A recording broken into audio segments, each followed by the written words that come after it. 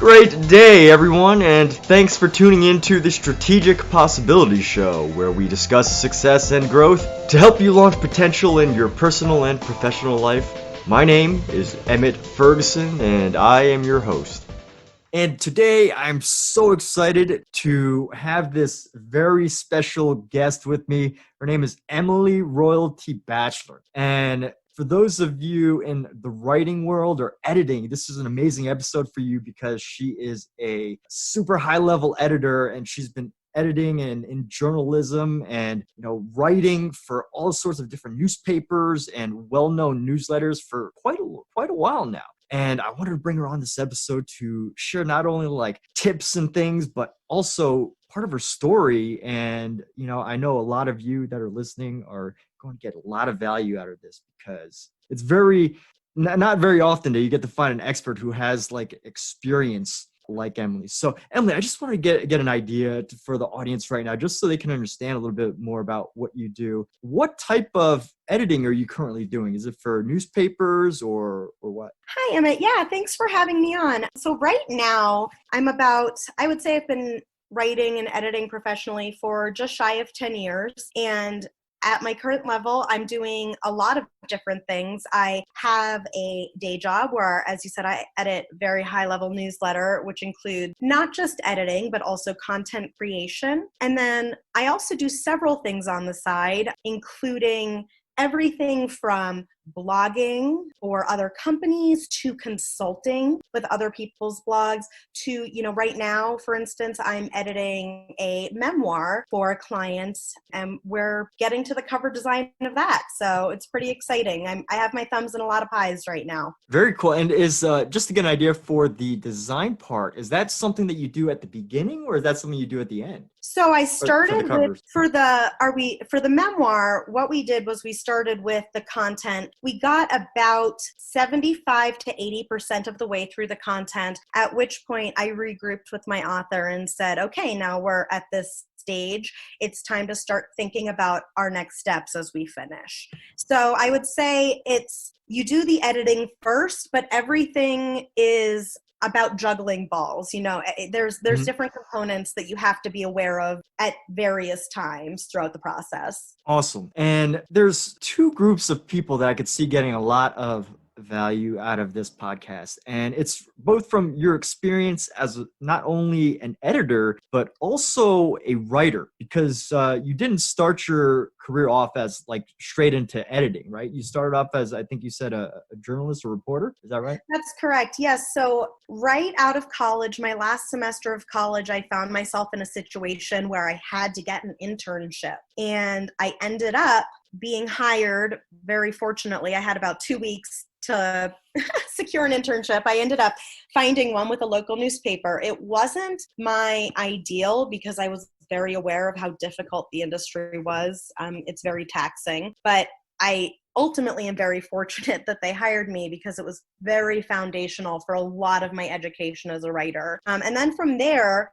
once I completed that internship, I continued to freelance for that paper because I'd established good contacts there and pursue a full-time job with another newspaper in a different town. So yeah, my initial experience was as a local community newspaper journalist. Very interesting. And it sounds like the newspaper, I haven't been in that industry, but based on what you told me, it sounds like it's a business where you are, in a sense, thrown into the wolves in a kind of like a sink or swim, very fast-paced environment. Is that how you would describe it? Or that's exactly how it is. And I think, outside of the newspaper industry, there's skills that really translate to any aspect of writing or editing. But, I think back to my first newspaper story, which was extremely low level. I mean, not only was I working in a very small community of less than 10,000 people, very local journalism. So we're talking about very local stories, but I was also fresh out of college. So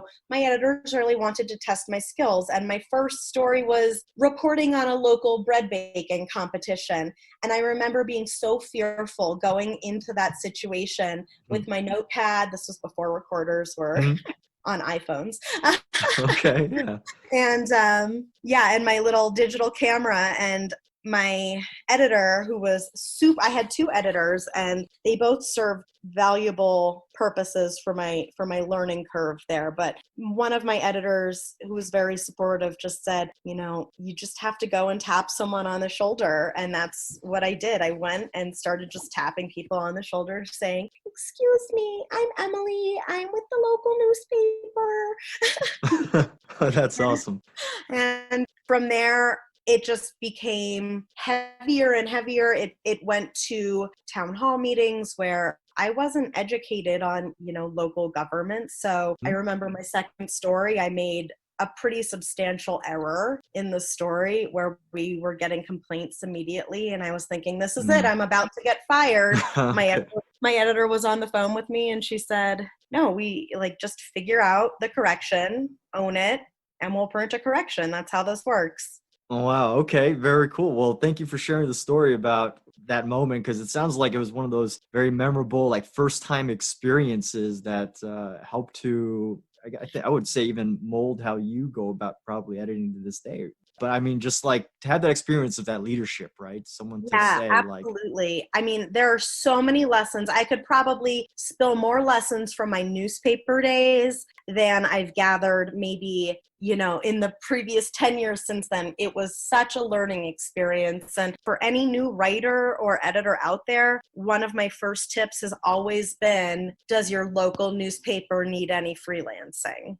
that is amazing, because as someone who has been writing for quite a while, no one has ever actually even shared that advice. Just go to the local newspaper. I heard a lot of it. Oh, go ahead. Oh, I was just going to say, I'll tell you too, that when you have journalism experience, it's something that people see and read as extremely credible. So that was not only foundational in my education, it was also a really great building block for my career, because even at the next job I applied to, I remember the hiring manager said, "Well, I saw you were a journalist, so I know you work hard for practically no money."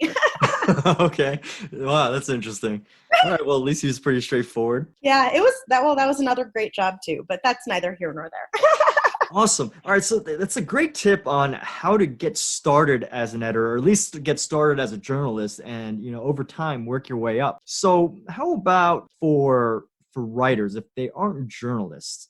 How would you say they get attention from an editor? Or I guess another way of asking this question is, what are some mistakes that you sometimes see that writers who are trying to work with editors make? And I'm not exactly familiar with the industry, so I don't know how that relationship always works, but Sure, yeah. absolutely. I will tell you, I think the biggest mistake that I see personally is people starting a blog without any kind of foundation, whether it's a social media following, whether it's a certain level of expertise, just starting a blog because they have some interesting thoughts and they're going to get them down on paper, and assuming that that's enough to attract people. It might have been enough to attract people when blogs were new, but it requires so much more than that these days. And I think there's so much advice out there about how everyone should have a blog. That's where people find you. And I absolutely agree with that. But that cannot be the only piece that you are presenting. I hear you. So what I'm taking away is that what worked in the past won't necessarily work today, and just starting a blog without any real sort of vision or end goal in mind isn't as effective as it might have been back then. Yes, so that's one component. And then the other component too, I mean, obviously trends change, technology changes. We have to be willing to adapt in any kind of circumstance. But in addition to that, blogs are no longer strictly looked at as legitimate sources of information on their own. You can't simply put something on a blog, even if it's 100% factual, you've done all the research, and assume people can read it and just take it, for what it is. You have to assume people are going in with a certain level of skepticism. This is a world inundated with thought leaders, with social media experts. There's so many people out there who have these huge followings. And if you're going to try to compete with them, which isn't necessarily my advice anyway, but if you're trying to get up into that level, then you need more than what every other person is bringing to the table. Well, and that sounds pretty tough because those experts are really good at what they do and they got teams of people. So, in that sense, I mean, are you pointing in a direction of like having to niche down and get specific, or is it more about finding your voice, or what would be like a I would say niching down and getting specific is very important just from an SEO perspective. If you're trying to compete on Google for top ranking, even on that first or second page, that's tough to do. If you're writing an article that says, here are my top tips to success, there are probably, several articles of the same nature on Forbes and Entrepreneur, .com, things like that automatically get those Google rankings. So it's going to be very, very challenging to break through. Niching down, finding your niche and honing in on it is a great way to attract your core audience. And then I would also say that the end goal shouldn't necessarily be to be a thought leader, to be this, inspirational high-level blogger. It should be to speak to the people you're trying to speak to about the things you know about. So I'm not necessarily going to be offering my advice on, say, gardening and agriculture or anything like that. That's not my area of expertise, right? So it's certainly about niching down. And then I would say, as far as specific advice, what I tell my clients when they're trying to find their space, Google page, when they're trying to launch themselves, is to find a handful of other similar blogs. Don't focus on those big giant publications. Focus on your actual competitors in the space and what they're doing and how you can do it better. Secondly, what's been very important for me, and which I suggest for everybody, is I actually don't have a website. I'm not on social media.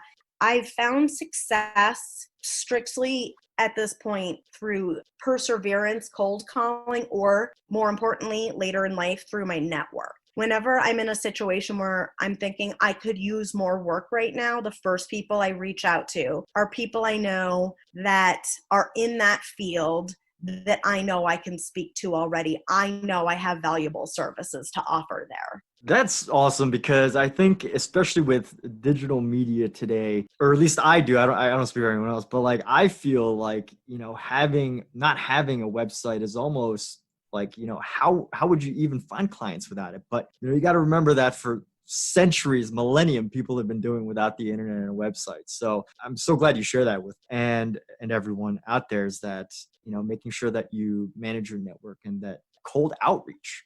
For your cold outreach, is that like, do you do a script, or is it you just call those newspapers? Or I usually I'll usually perfect, what I consider a conversational cover letter, the kind of cover letter and it's not your standard cover letter. I'm not, dear so-and-so. It's just that same kind of concept I use for that introductory email. And I keep it very conversational. I keep it very short. People don't want to read paragraphs and paragraphs. Your experience should be able to stand for itself. So what I do when I reach out to people is basically say, hey, here's my experience. Do you need me for anything? Is there any way I can help serve you? Do you have any spaces that I can help bridge the gap on? And when you phrase it that way, I think one of the problems with the job market as it is that people feel like the job is the prize and they need to sell themselves. When, I've found more success viewing myself as the prize and having the job sell me. Okay, that's definitely a very, very alternative approach that I think would be very helpful for people, because once you change the way you frame your approach, you can definitely, it really changes the entire way that you go about things. And it sounds like it's been working for you. It has been working for me. I have a very, as you said, perhaps aggressive attitude. Right, sure. Toward making connections. I would say that harkens back to my newspaper days when my editors would say, call them every 15 minutes until you get an answer because we need a quote. Wow. Okay. Yeah. Very aggressive. So, That's more than some salespeople. absolutely. But at the end of the day, once again, there's a there's a level of aggression there for sure, but it's less about aggression and just more about assertiveness. If I'm not interested, like in a job, if someone's asking me to audition essentially for a job, that's not how I go into these kinds of interactions. Usually, even if somebody contacts me and says, we think you'd be great for this job, my reaction is always, I may or may not be perfect for this job, but either way, I'm really interested in connecting with you.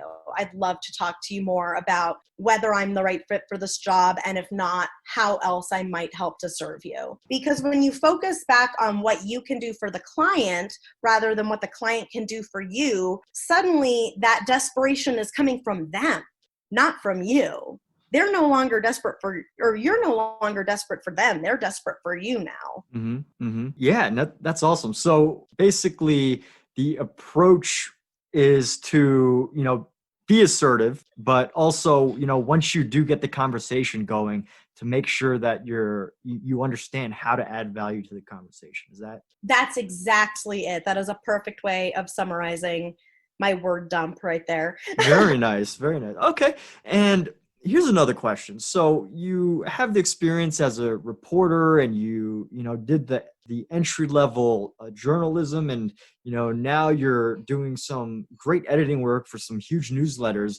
And I wanted to get your take on this, but how do you be an editor but also still allow the writer or the creative person to still keep their voice? That's Does- such a great question, and it's very challenging. It's something that I think is an acquired skill because when you have your hands in a piece of content, you want it to represent you, and as an editor, that's ultimately not your job. Your job is to represent the writer in the best possible light by their audience. So just as an example, I've worked with some really non-traditional people who've written about ideas that are kind of unique or, go against the cultural grain, as it were.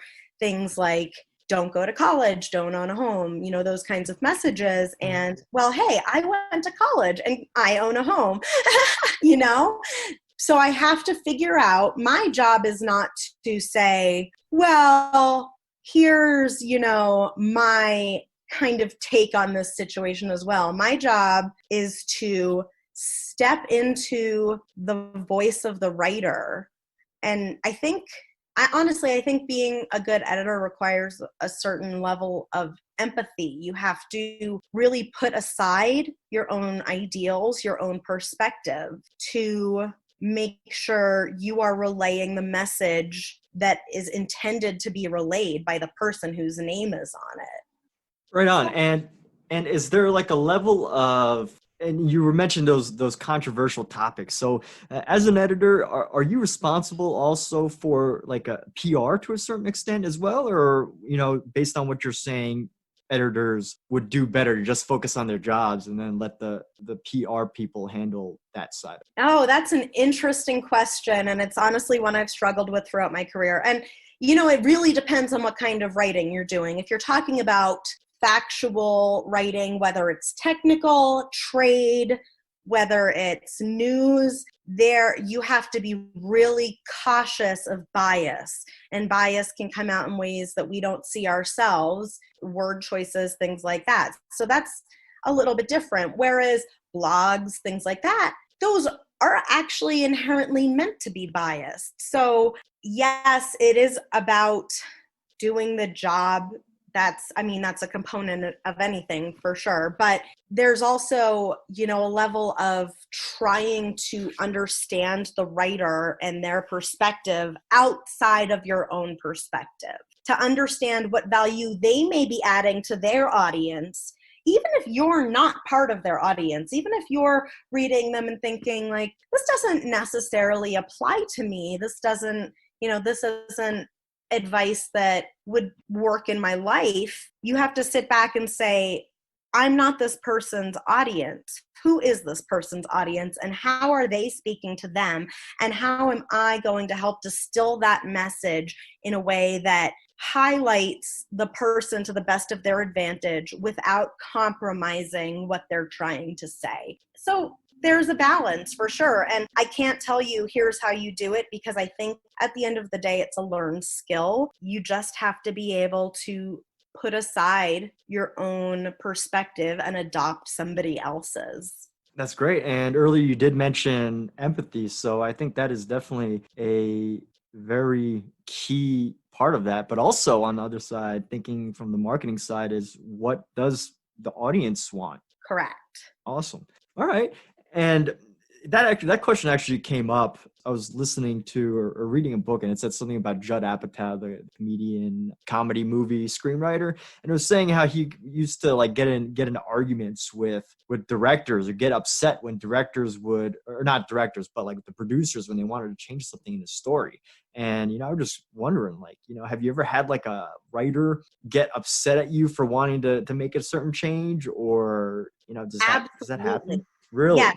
And I will say that this appears at any level of writing. It doesn't matter what kind of writing you are doing, kind of editing you're doing. I mean, even as a newspaper writer, when you are representing another person, even if that's your byline under the headline, if you're attaching someone else's name to a quote or to a theory, it is very important to understand that they may take issue with that depending on how you approach it. So there's a level of honesty, I think, that is important in the news industry. Whereas in the blog industry, it's much more about feeling. It's less about fact. It's more about feeling, like, hey, this is a problem I'm struggling with. Is anybody else dealing with it? This is how I dealt with it. There's a very different context there. But at the same time, you still have to be able to, if you're, say, editing somebody else's blog and that's their byline, or if you're editing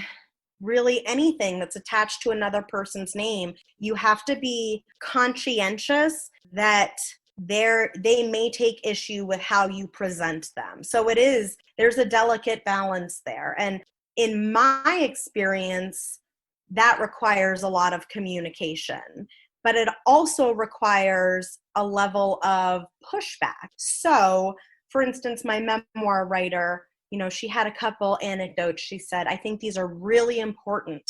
And I said, I totally understand what you're saying. Those are important. My point is, I don't think you need to say them because the reader already understands that's what you're saying. So it's about hearing what the other person is saying, but it's also about knowing that you are adding value to their work, leaning into your own expertise and saying, hey, this is why you hired me. I just want you to know, if you print it this way, this might be how it's taken, or this might be how it's interpreted. So I would prefer to stick with the way I have it. What do you think? But at the end of the day, if somebody says, no, I want to say this specific thing, and that's their name attached to it, then that is their choice, and it's not on me to censor them.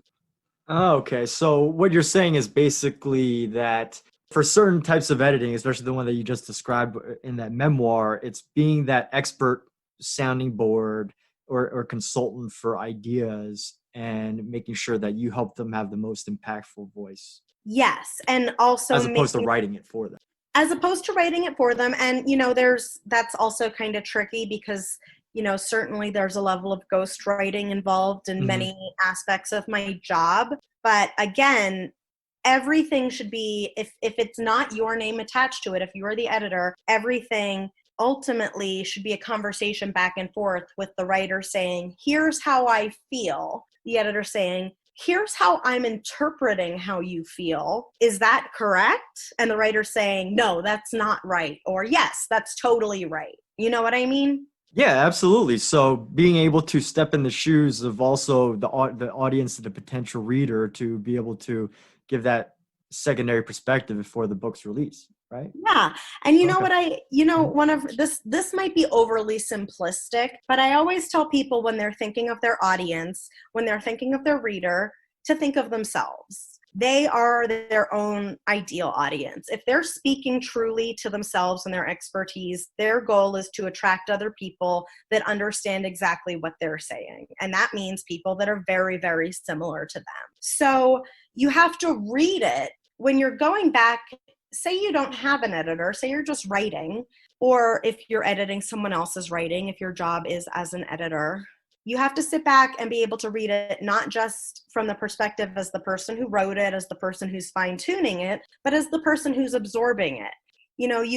There's so many, I think a lot of people get into these habits of over explaining ideas, which I'm probably doing right now on your podcast. And This is great. This is amazing. and they think like, this is all super important, I have to get all my thoughts down. And what they're not thinking is that their audience has already absorbed that from everything they've already said previously. So you have to be cautious about treading the line of speaking clearly, but also making sure that if you were reading it, you wouldn't feel like another person was talking down to you or over explaining it to you. Interesting. And it sounds like that's something that definitely requires, a lot more experience as an editor and to be able to catch those things. Because I've never thought about that, but I feel like I've written a good amount of content. So that's an awesome tip to make sure that you're aware of, how you're making your readers feel. Yes, exactly. You are so good at distilling my points clearly, Emmett. Oh, wow. Well, thanks. Yeah. Well, yeah. I mean, and just to get an idea, so you've had this amazing experience in working your way up to doing some amazing editing work and doing books and newsletters and newspaper and everything. This is a sort of a fun question. You shared a lot of great tips so far from that like high level creative perspective and knowing your audience and everything. But what would you say is like the wax on, wax off skill you would say? And what I mean by that is, if you know the story of, the Karate Kid, wax on, wax off, he had him do it over and over because that was the thing to help him block things. So what would be like a writer or an editor's like just key skill or key activity that they can do to improve their craft? Oh my goodness. That's a loaded question. I have to think It of is. Okay. No worries. No worries. I would say my initial like basic skill anybody needs that a lot of people are lacking is, and maybe a lot of people don't understand, is that writing and speaking should be very, very similar. What we learned in high school and college about the 8-paragraph essay, all those things, formality, speaking in, academic terms, sure, there's a place for that, and it's in a college campus library. But when you're talking to the mass public, people don't want to have to sit with your content to try and understand what you're saying. They want to read it as though they were having a conversation with someone that truly understood them. I would say being conversational is a skill that every writer should focus on as strongly as grammar, as strongly as spelling. Being conversational is as important. Nice. Okay. All right. And that's something that I think is a very valuable skill. I've heard that quite a bit in the copywriting space where you need to be conversational, you need to be able to speak at that face-to-face conversation with somebody, Right. like you're And I talking to would a friend. say, yeah, and I would say it's actually more true in editorial than in marketing. Copywriting is a very, very specific niche in the writing field. It marries writing and marketing. It's a unique skill. It's honestly one that 10 years in is not one of my strongest because copywriting is challenging. But in editorial, there's no bottom line per se. You are just purely speaking from the heart or from your perspective, from your education, and hoping that someone hears it, absorbs it, and it helps them. When you're copywriting, you have to be very, very conscientious about getting clicks and hitting dollar marks. When you're writing, sure, there's a goal of getting views, of getting clicks, but at the end of the day, I think what drives that motivation for any writer is that they just want their words heard. Yeah, definitely. For sure. I mean, for things I've written, just to get a couple likes and engagements for them, it's a win. Small wins. Exactly. So and when you come at it from that kind of honest place, when you come at writing from a place of honesty, and again, I'm speaking of editorial writing because copywriting is a very unique skill set in which you are also selling a product. But when you're working with editorial copy, where you're trying to make a point, where you're trying to educate or inform, that should be honest and authentic, because at the end of the day, those are the components that are going to attract the people that keep coming back to you. Yeah, and that makes me think of something else in the sense that, when you're doing editorial, that's when you can really start to build an audience, because it's more about sharing your ideas and coming from that perspective, as opposed to, the copywriter who, sends out a direct mail campaign, no one ever knows their name, and, it comes down to the clicks and the purchases. So, good point there. That's fantastic. Definitely something to think about, and definitely something for the audience to, digest all of these amazing things that you've shared. I'm so glad that, you're willing to help not just writers, but also editors to improve the work that they do, and anyone that's trying to work their way up. And what would be the best way to reach out to you if someone wanted a consultation, or, someone just wanted to learn more about editing or anything? So the best way to reach out to me is directly through LinkedIn. I don't have a website. I'm not on social media, but I check my LinkedIn daily. I connect with basically anybody that sends me an invitation. If somebody has a question for me, I love having direct conversations with people. So I would love to hear from people. I'd love to get those inbox messages. I'd love to make those connections if anybody would like to. Awesome. Well, thank you so much for your time and to share everything that you did on this episode. And for everybody else, thank you so much for listening, and have a wonderful night.